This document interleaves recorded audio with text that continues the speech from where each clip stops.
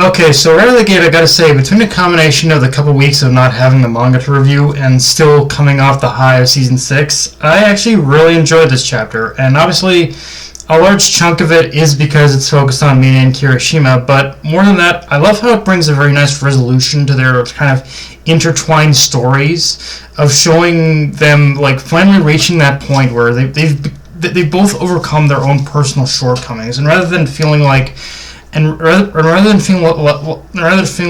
their pretty much weaknesses are act as a burden to each other, they've grown strong enough where they feel confident they can support each other, yet accepting that even their weaknesses give them sort of peace of mind, knowing that they have comrades they can rely on when they need to. I specifically like how, for Mina, this chapter is about her coming to terms with her own failure, and the idea that if she was just resolved enough back then, maybe Midnight would have still been alive. And now that she's facing that same sort of situation again, she refuses not to make the same mistake again, or let another tragedy happen because of her inability and the decision to act. And I especially like the little detail that she did turn to Bakugo and Todoroki to learn ways that she could become stronger, so she wouldn't have to live, so she wouldn't have to relive the same thing over again, or just live with those, or just have those same regrets pile on top of her old ones as well. And yeah, I really like what pretty much what Horikoshi had done with both Mina and Kirishima in this chapter, because honestly what they've pretty much done with Mina and what Horikoshi did with Mina and Kirishima in this chapter isn't anything new we haven't seen, but it still feels like a continuation of their story. This is the final push. This is the final push of just bringing their story absolutely full circle. And one thing I especially love is how Horikoshi brought back the sludge villain as sort of the object of that wall for Mina and Kirishima to overcome. As you could say that the sludge villain was the villain who, the sludge villain was the one who put Izuku on the path of becoming a hero in the beginning of the series, and years later here he is again acting as the final trial towards Mina and Kirishima recognizing their own self-worth as well as their own personal worth to others around them, and just becoming their own heroes. And even more so than that, I also like how Mina and Kirishima's stories and the lessons they learn are ones that could even be applied to real world, in the sense where, while it's important for anyone who wishes to do a heroic act, for heroes of any stripes, anyone who wants to do a heroic act, even though it is important to be brave, I feel the one thing that is being taught through pretty much Mina and Kirishima more than anything is that fear and feeling afraid are just as important for anyone as is just as important in order to be a hero, as long as you understand what it is you're afraid of and you have the courage in order to face those fears. And now it's thanks to Mina overcoming her own fears, her own past mistakes, that pretty much Shinzo was able to be freed, and the proverbial ball is back in the hero's court, preventing the tragedy of history from repeating itself, at least for now. With All For One, I've learned you never want to claim victory until it's actually achieved, although for now, with how the chapter ends, it looks like we are pretty much in the final stages of the climax. So this point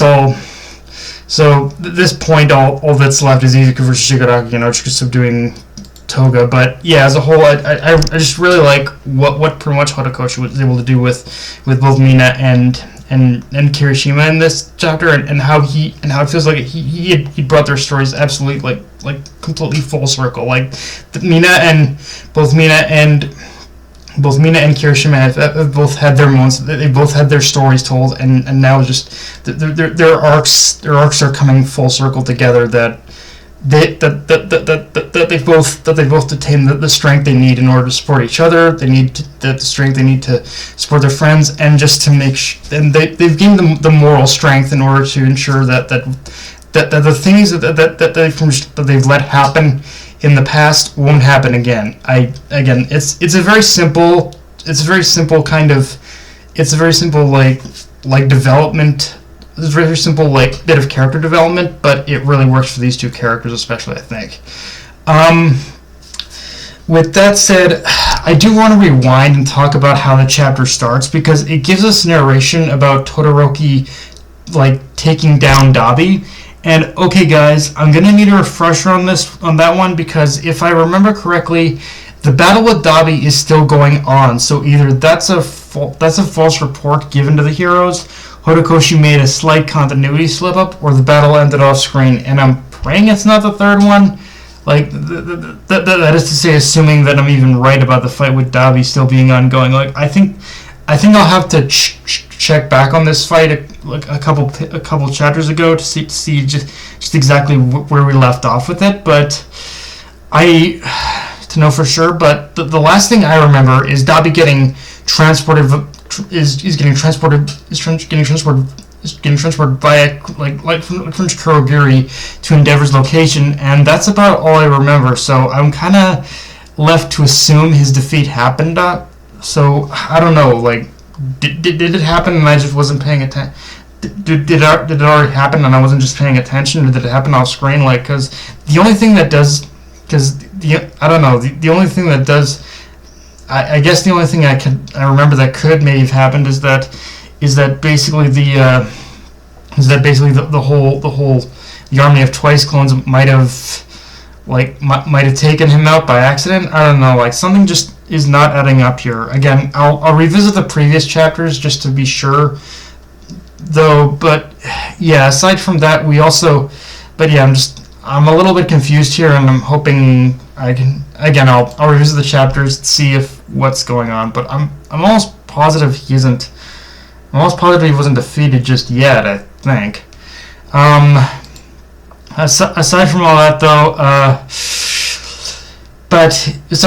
we basically see Sakauchi praying and giving out orders as the heroes make the final big push to capture all the villains. So really, it's just the final. So really, all that's left with this arc is the final battles need to happen now. So I don't think from here we should expect too many more surprises, other than whatever other turnaround 0-for-1 pulls. But as a whole, this is a chapter that kind of really does, like, I know I've said this many times before, but this is definitely a chapter that says we are definitely pushing towards the end. In fact, let's see, it's March now.